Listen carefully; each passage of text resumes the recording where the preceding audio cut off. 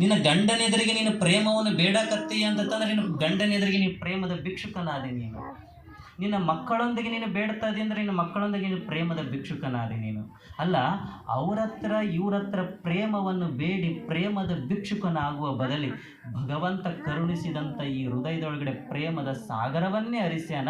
ಈ ಪ್ರೇಮದ ಸಾಗರವನ್ನು ಇನ್ನೊಬ್ಬರಿಗೆ ಹಂಚಿದ ಪ್ರೇಮದ ಭಿಕ್ಷುಕನಲ್ಲ, ಪ್ರೇಮದ ಸಾಮ್ರಾಟನಾಗ್ತೀಯ. ಇದನ್ನು ಅರ್ಥಕೋಬೇಕಲ್ಲ,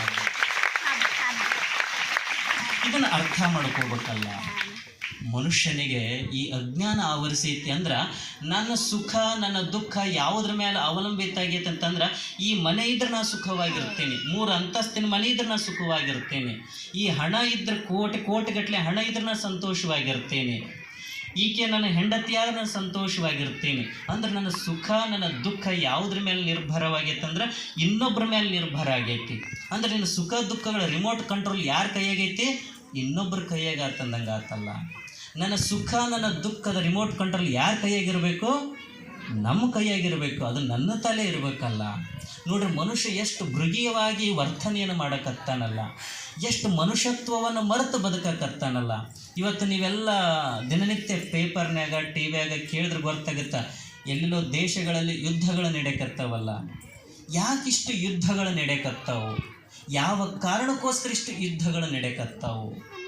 ಮನುಷ್ಯನಲ್ಲಿ ಮನುಷ್ಯತ್ವವನ್ನೇ ಮರೆತು ಬದುಕಕತ್ತಾನಲ್ಲ. ಯಾಕಿಷ್ಟು ಮನುಷ್ಯತ್ವವನ್ನು ಮರೆತು ಬದುಕಕತ್ತಾನ? ಒಂದು ಕ್ಷಣ ವಿಚಾರ ಮಾಡ್ಕೊಂಡು ನೋಡ್ರಿ, ಈ ಯುದ್ಧದಾಗೆಲ್ಲ ಏನು ಬಳಸ್ತಾರೆ ಅಂದ್ರೆ ಬಾಂಬ್ಗಳನ್ನೆಲ್ಲ ಬಳಸ್ತಾರಲ್ಲ. ಅಣು ಬಾಂಬ್ ಅಂತ ನೀವೆಲ್ಲ ಕೇಳಿರಲ್ಲ, ಪರಮಾಣು ಬಾಂಬು, ಅಣು ಬಾಂಬುಗಳನ್ನಂತಕ್ಕಂಥ. ಈ ಅಣು ಬಾಂಬುಗಳನ್ನು ಕಂಡುಹಿಡಿದವ್ರನ್ನ, ಪರಮಾಣು ಬಾಂಬುಗಳನ್ನು ಕಂಡುಹಿಡಿದವ್ರನ್ನ ಏನಂತ ಕರೆದಂದ್ರೆ ವಿಜ್ಞಾನಿಗಳಂತ ಕರೆದ್ರು, ಬುದ್ಧಿವಂತರಂತ ಕರೆದ್ರು, ವಿವೇಕಿಗಳಂತ ಕರೆದ್ರು ಅವರಿಗೆಲ್ಲ. ಅಲ್ಲ, ಒಂದು ಕ್ಷಣ ವಿಚಾರ ಮಾಡಿರಿ, ಆ ಬಾಂಬ್ ಹಾಕಿದ್ರೆ ಏನಾಗುತ್ತಾ? ಭೂಮಿ ಏನಾಗುತ್ತಾ? ಸ್ಫೋಟ ಆಗುತ್ತಲ್ಲ. ಭೂಮಿಗೆ ಸ್ಫೋಟ ಆದ್ರಪ್ಪ ಅಂದ್ರೆ ಭೂಮಿ ಏನಾಗುತ್ತಾ? ಎಲ್ಲ ಛಿದ್ರ ಆಗುತ್ತದಿಲ್ಲ. ಸುಮ್ಮನೆ ಒಂದು ಸಣ್ಣ ಅಣು ಬಾಂಬು, ಪರಮಾಣು ಬಾಂಬನ್ನು ಹಾಕಿದ್ರೆ ಭೂಮಿ ಛಿದ್ರವಾಗಿ ಹೋಗ್ಬಿಡ್ತೈತಿ. ಮತ್ತು ಈ ಅಣು ಬಾಂಬುಗಳನ್ನು ಇಟ್ಕೊಂಡವ್ರು ಏನಂತಿರ್ತಾರೆ ಗೊತ್ತಾ? ದೇಶದ ನಡುವೆ ಹೆಂಗೆ ಕಾಂಪಿಟೇಷನ್, ಹೆಂಗೆ ಸ್ಪರ್ಧೆ ಬೆಳೆದಿರ್ತೈತಂತಂದ್ರೆ, ಯಾವ ದೇಶದ ಜೊತೆಗೆ ಪರಮಾಣು ಬಾಂಬುಗಳು ಹೆಚ್ಚಿಗೆ ಇರ್ತಾವೋ ಆ ದೇಶದ ಪ್ರತಿಷ್ಠೆ ಅಂತ ತಿಳ್ಕೊತಾರ. ಇದು ದುರ್ದೈವ ಹೆಂಗೈತೆ ನೋಡ್ರಿ. ಅಂದ್ರೆ ಯಾವ ದೇಶದೊಳಗಡೆ ಪರಮಾಣು ಬಾಂಬುಗಳು ಜಾಸ್ತಿ ಇರ್ತಾವೋ ಆ ದೇಶದ ಪ್ರತಿಷ್ಠೆ ಅಂತ ತಂದೇಳಿ ಬೀಗುತ್ತೀವಲ್ಲ ನಾವೆಲ್ಲ. ಅಲ್ಲ, ಈ ಬಾಂಬುಗಳಿದ್ರಪ್ಪ ಅಂದ್ರೆ ಹಂಗೆ ಇರ್ತಾವನು, ಅಕಸ್ಮಾತ್ ಹಂಗೆ ಇಟ್ರೆ ಹಂಗೆ ಇರ್ತಾವನು, ಸ್ಫೋಟ ಆಗ್ತಾವಿಲ್ಲ? ಇವು ಸ್ಫೋಟ ಆಗೇ ಆಗ್ತಾವಲ್ಲ. ಸುಮ್ಮನೆ ಒಂದು ಬಾಂಬ್ ಹಾಕಿದ್ರೆ ಸಾಕು, ಇರ್ತಕ್ಕಂಥ ಒಂದೇ ಒಂದು ಭೂಮಿ ಛಿದ್ರ ಏಳು ಹೆಸರ್ಲಾರ್ದಂಗೆ ಆಗಿ ಹೋಗಿ ಬಿಡ್ತೈತಿ. ಅಂತಾದ್ರಾಗ ಎಲ್ಲ ದೇಶದ ಅಣು ಬಾಂಬುಗಳದವಲ್ಲ, ಒಂದೇ ದೇಶದವ್ರದ್ದು ಹಾಕಿಬಿಟ್ರೆ ಆತಲ್ಲ, ಈ ಭೂಮಿ ಮೇಲೆ ಒಂದೇಟಿಗೆ ಸ್ಫೋಟ ಆಗಿ ಹೋಗಿ ಬಿಡ್ತೈತಲ್ಲ. ಮತ್ತು ಉಳಿದ ದೇಶದಂಥವ್ರು ಯಾವ್ರು ಯಾಕೆ ಇಟ್ಕೋಬೇಕು? ಇದು ಉಳಿದ ದೇಶದವ್ರದ್ದು ಯಾಕೆ ಇಟ್ಕೊಂಡ್ರೆ ಅದು ಅಹಂಕಾರದ ಪ್ರತೀಕ ಆಗೈತದು. ಅಂದ್ರೆ ನಾವೇನಂತಂದ್ರೆ ವಿಕಾಸದೆಡೆಗೆ ಹೆಜ್ಜೆ ಹಾಕಕತ್ತೀವಂತಂತೇಳಿ ಬಾಂಬನ್ನು ಮುಂದೆ ಇಟ್ಕೊಂಡು ವಿಕಾಸದೆಡೆಗೆ ಹೆಜ್ಜೆ ಇಡಕತ್ತೀವಿ ಅಂತ ತಿಳ್ಕೊಂಡಾನ ಮನುಷ್ಯ. ಆದರೆ ಮನುಷ್ಯನಿಗೆ ಗೊತ್ತಿಲ್ಲ, ತಾನು ಇಡ್ತಕ್ಕಂಥ ಹೆಜ್ಜೆ ವಿಕಾಸದೆತ್ತ ಅಲ್ಲ, ವಿನಾಶದೆಡೆಗೆ ಅಂತಕ್ಕಂಥ ಅಜ್ಞಾನ ಅವನಿಗೆ ಆವರಿಸೈತಿ. ಇದನ್ನು ತಿಳ್ಕೊಬೇಕಲ್ಲ ಮನುಷ್ಯ. ಮತ್ತು ಈ ಬಾಂಬನ್ನು ಹಾಕಿದಾಗ ಮನುಷ್ಯ ಸಾಯ್ತಾನೆ. ಕೇವಲ ಭೂಮಿ ಎಷ್ಟ ಸ್ಫೋಟ ಆಗುತ್ತಾನು, ಭೂಮಿ ಎಷ್ಟ ನಾಶ ಆಗುತ್ತಾನು, ಭೂಮಿಯ ಜೊತೆಗೂ ತಾನೂ ಸರ್ವನಾಶ ಆಗ್ತೀನಂತಕ್ಕಂಥ ಜ್ಞಾನ ಇಲ್ಲ. ಆ ಜ್ಞಾನವನ್ನು ಮುಚ್ಚಾಕಿ ತನ್ನೊಳಗಡೆ ತಾನು ನಾಶ ಆದ್ರೆ ಚಿಂತಿಲ್ಲ, ಬಾಂಬ್ ಹಾಕಿ ನಾನು ಬದುಕ್ತೀನಂತಕ್ಕಂಥ ಮನುಷ್ಯ ಬದುಕಕತ್ತಾನಲ್ಲ. ಅಷ್ಟು ಅಜ್ಞಾನ ಆವರಿಸೈತಿ ಮನುಷ್ಯನಿಗೆ. ನಿಮ್ಗೆ ಹೇಳ್ತಕ್ಕಂಥದ್ದು ಅಜ್ಞಾನದ ಬಗ್ಗೆ ಹೇಳಕತ್ತೇನೆ, ಯುದ್ಧದ ಬಗ್ಗೆ ಹೇಳಕತ್ತೇನೆ ನಾನು. ಅಂದ್ರೆ ಮನುಷ್ಯನಲ್ಲಿ ಎಷ್ಟು ಅಜ್ಞಾನ ಆವರಿಸೈತಿ. ಈ ಕಾರಣ ಶರೀರದಲ್ಲಿರ್ತಕ್ಕಂಥ ಅಜ್ಞಾನ ಎಲ್ಲವನ್ನು ಮುಚ್ಚಾಕೈತಲ್ಲ. ಮನುಷ್ಯನಿಗೆ ಎಷ್ಟು ದುಃಖವನ್ನು ಈಡು ಮಾಡಕತ್ತೈತಲ್ಲ. ಎಲ್ಲ ಹಿಂಸೆಗಳ ಮೂಲ ಯಾವುದು? ಎಲ್ಲ ಕ್ರೂರತ್ವದ ಮೂಲ ಯಾವುದು? ಇಷ್ಟು ನಾನು ಸಿಟ್ಟು ಮಾಡ್ಕೊತೀನಲ್ಲ, ಅದಕ್ಕೆ ಸಿಟ್ಟಿಗೆ ಮಾಡ್ಕೊಳ ಕಾರಣ ಏನು?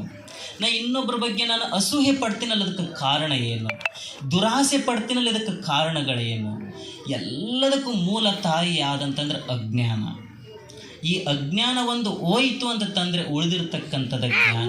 ಅದಕ್ಕೆ ಮೊದಲಿಗೆ ನಾನು ಯಾರು ಅಂತಕ್ಕಂಥ ಅರಿವಿನ ಜ್ಞಾನ ನನಗೆ ಆತಂದ್ರೆ ನನಗೆ ದುಃಖ ಇಲ್ಲ, ನಾನು ಯಾರು ಅಂತ ತಿಳಿದುಕೊಂಡ್ರಪ್ಪ ಅಂದ್ರೆ ನಾನೇ ಆನಂದ ಸ್ವರೂಪ ಅಂತಕ್ಕಂಥ ತಿಳ್ಕೊಬೇಕು ಈ ಭೂಮಿಯ ಮೇಲೆ ನಾನೆಲ್ಲ.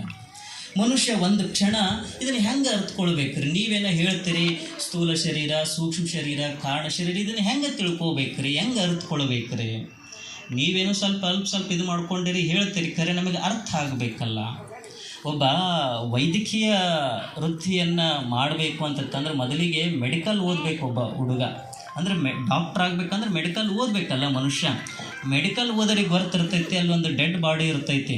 ಆ ಡೆಡ್ ಬಾಡಿ ಇದ್ರೊಳಗಡೆ ಅದಕ್ಕೇನಪ್ಪ ಅಂದ್ರೆ ಪ್ರಯೋಗಾಲಯದಲ್ಲಿ ಇಟ್ಟಿರ್ತಾರೆ. ಅದನ್ನು ಪ್ರಯೋಗಾಲಯದಾಗ ಇಟ್ಟಿರ್ತಾರೆ. ಅವರು ಏನು ಮಾಡ್ತಾರೆ ಅಂತಂದ್ರೆ ವಿದ್ಯಾರ್ಥಿಗಳಿಗೆ ಕೊಟ್ಟಿರ್ತಾರೆ ಅದನ್ನು, ಆ ಬಾಡಿನ ಕೊಟ್ಟು ಅದಕ್ಕೆ ಏನು ಮಾಡ್ರಪ್ಪ ಅಂದ್ರೆ ಅದು ಎಕ್ಸ್ಪೆರಿಮೆಂಟ್ ಮಾಡ್ತಾರೆ ಲ್ಯಾಬ್ರೋಟ್ರಿ ಒಳಗಡೆ. ಅದನ್ನು ತುಂಡರಿಸಿ ಬಿಡಿ ಬಿಡಿ ಬಿಡಿ ಬಿಡಿ ಮಾಡಿ ಅದಕ್ಕೆಲ್ಲವನ್ನು ಚಿಕಿತ್ಸೆ ಅದ್ರಾಗ ಹೆಂಗೆ ಕೊಡ್ಬೇಕಂತಂದೇಳಿ ಒಬ್ಬ ವೈದ್ಯಕೀಯ ಕಲಿತಕ್ಕಂಥ ವಿದ್ಯಾರ್ಥಿಗೆ ಅದನ್ನು ಕಲಿಸ್ತಾರೆ.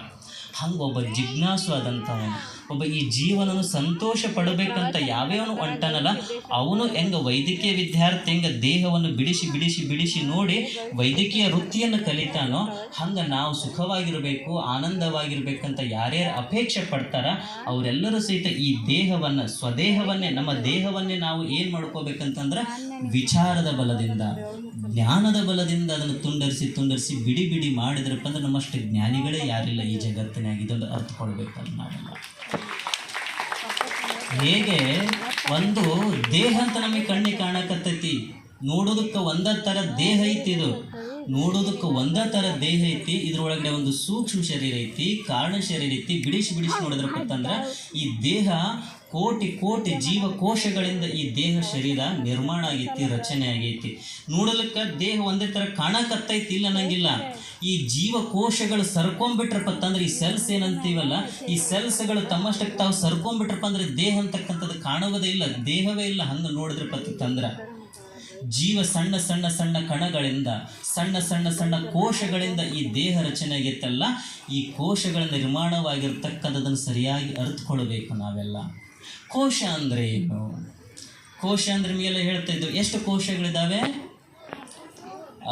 3 ಶರೀರಗಳು, 5 ಕೋಶಗಳು. ನಿಮಗೆ ಹೇಳ್ತಾ ಇದ್ನಲ್ಲ 5 ಶರೀರಗಳು: ಅನ್ನಮಯ, ಪ್ರಾಣಮಯ, ಮನೋಮಯ, ವಿಜ್ಞಾನಮಯ, ಆನಂದಮಯ.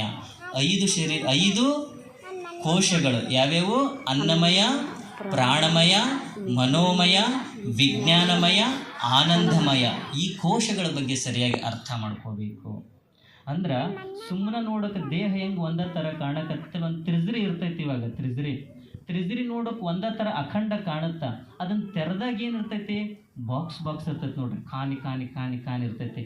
ಮತ್ತು ಅದ್ರೊಳಗಡೆ ಏನಿರ್ತೈತಿ? ಬಾಕ್ಸ್ ಇರ್ತೈತಿ. ಅದ್ರ ರೊಕ್ಕ ಇಡಕ್ಕೆ ಬೇರೆ, ಬಂಗಾರ ಇಡಕ್ಕೆ ಬೇರೆ, ಮತ್ತು ರೇಷ್ಮೆ ಬಟ್ಟೆ ಇಡಕ್ಕೆ ಬೇರೆ. ಕಾನಿ ಇರ್ತದೆ. ನೋಡೋಕೆ ಒಂದಾಗ ಕಾಣುತ್ತಾ, ಅದ್ರ ಬಾಕ್ಸ್ ಹೆಂಗೈತಿ? ಬೇರೆ ಇಟ್ಟಿರ್ತಾರೆ ನೋಡ್ರಿ. ಅಂದ್ರೆ ಭಗವಂತನು ಕೂಡ ಹೆಂಗೆ, ಮತ್ತು ಅದ್ರೊಳಗಡೆ ಇತ್ತೀಚೆಗಿಂತ ಲಾಕರ್ ಬೇರೆ ಬಂದವು. ರೊಕ್ಕ ಅಂದ್ರೆ ಜಾಸ್ತಿ ಗಳಿಸಿರ್ತಾರೆ ನೋಡ್ರಿ. ಬಂಗಾರ ಅವೆಲ್ಲ ಗಳಿಸಿರ್ತಾರಲ್ಲ, ಹಿಡನ್ ಲಾಕರ್ ಅಂತ ಮಾಡಿರ್ತಾರೆ. ಹಿಡನ್ ಲಾಕರ್ ಅಂದ್ರೆ ಸೇಫ್ಟಿ ಲಾಕರ್. ಹಿಡನ್ ಲಾಕರ್ ಅಂದ್ರೆ ಯಾರಿಗೂ ಗೊತ್ತಾಗಬಾರ್ದು, ಯಾರು ಕಳ್ಳರು ಬಂದ್ರೆ ಸಹಿತ ರೊಕ್ಕ ಸಿಕ್ಕಿರಬಾರ್ದು. ಹಿಡನ್ ಲಾಕರ್ ಅಂತ ಮಾಡಿರ್ತಾರೆ ಒಳಗಡೆ, ಅದು ಯಾರಿಗೂ ಕಾಣಬಾರ್ದು ಅಂತಂದೇಳಿ.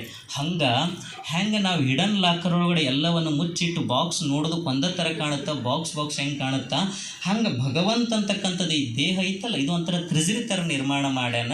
ಇದ್ರೊಳಗಡೆ ಇಟ್ಟವನಿಗೆ ಗೊತ್ತು ಹಿಡನ್ ಲಾಕರ್ ಎಲ್ಲೈತಿ, ಹೆಂಗೈತಿ, ಹೆಂಗೆ ಮಾಡ್ಬೇಕು ಅನ್ನೋದು ಅವನಿಗೆ ಗೊತ್ತೈತಿ. ಇದ್ರೊಳಗಡೆ ಈ ಹಿಡನ್ ಲಾಕರ್ನ ಹೆಂಗೆ ಓಪನ್ ಮಾಡ್ಬೇಕು ಅನ್ನೋದನ್ನು ಪ್ರತಿ ಸೋಮವಾರಕ್ಕೊಮ್ಮೆ ನೋಡೋಣ. ಒಂದೊಂದು ಹೆಂಗಿರ್ತೈತಿ. ಕೋಶ ಅಂದ್ರೇನು, ಒಂದೊಂದೇ ಕೋಶಗಳು ಹೆಂಗೆ ಕೆಲಸ ಮಾಡುತ್ತವು. ಈ ಅನ್ನಮಯ ಕೋಶ ಅಂತ ಅಂದ್ವಿ. ಅನ್ನಮಯ ಕೋಶ ಎಲ್ಲೈತಿ? ಈ 3 ಶರೀರ ಅಂತ ಅಂದ್ವಿ. 3 ಶರೀರಗಳಲ್ಲಿ 5 ಕೋಶಗಳು ಹೆಂಗೆ ಹರಿದು ಹಂಚಿ ಹೋಗ್ಯಾವು. ಒಂದೊಂದು ಕೋಶಗಳ ಬಗ್ಗೆ ನೋಡ್ಕೊಂತ ಹೋಗೋಣ. ಮತ್ತೆ ಸಮಯ ಸಿಕ್ಕಾಗ ನೋಡೋಣ ಅಂತ ಹೇಳ್ತಾ ನನ್ನೆರಡು ಮಾತುಗಳಿಗೆ ವಿರಾಮವನ್ನು ಕೊಡ್ತೀನಿ. ಎಲ್ಲರಿಗೂ ಶರಣ.